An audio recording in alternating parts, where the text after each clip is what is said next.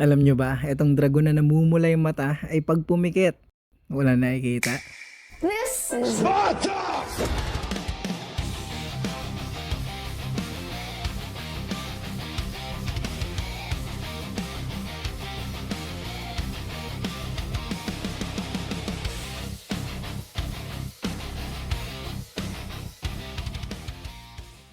So ayun na nga, napadalo na naman tayo sa event kahapon at kanina. Tamang window shopping lang, tsaka kwentuhan sa mga master natin. Siyempre, para mapakita ko din sa inyo kung anong meron doon para doon sa mga hindi nakakapunta. Unahin na natin to, nakita natin mga Bengal. Medyo nahihilig ako sa pusi kasi ngayon mga pusikat. Parang solid kasi alagaan di mo alam kung magpapalambing sa'yo, sasapukin ka Ayun may mga kuting po. Ito sana gagawin kong playmate ni Veldra para matanggal yung kulit Dumalaw din tayo sa booth ni Master White Dragon. Ayan, meron dito mga ball python, AFT, leopard gecko, hognose, king snake at iba pa. Tapos bigla ako nilabasan ni Master ng kakaiba. Mga albino na dragon. Itong pinlashlightan sa harap ko, grabe, namumula yung mata. Jablon, Diyos ko po. Alam ko for sale to pero chat nyo na lang din si Master White Dragons. Tapos pinakita sa akin yung comparison kapag hindi albino. Ayan, kahit anong gawin yung flashlight dyan, walang mangyayari. Ayan, difference sila, both zero pero yung isa albino.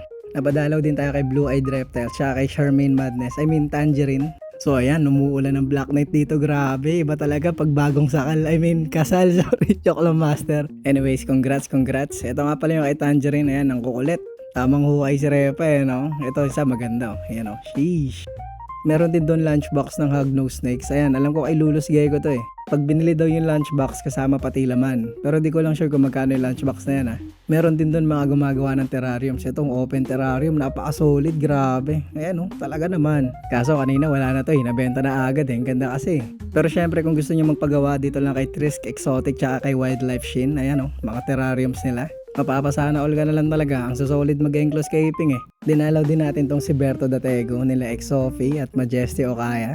Medyo matagal ko na rin hindi nahimas-himas to si Berto Ito naman yung mga dragon nila. Ang susubit sa isa't isa. Nagkikis-kis ang mga. Pero syempre sa totoo lang, naiirita na din siya. Kanina pa siya dinadagan ng ibang dragon Tapos ito pa malupeto. May mga nagbe-Beyblade dun sa stage. Grabe, feeling nostalgic talaga.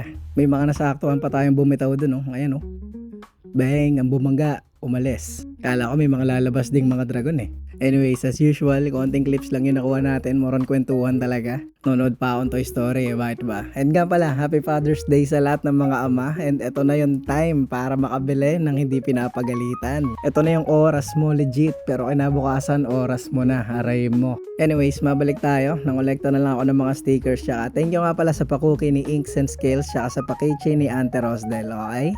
Till next event ulit, alam ko sa July meron ulit tayo. Kita-kits na lang sa SMX mga Lodi. Bye-bye!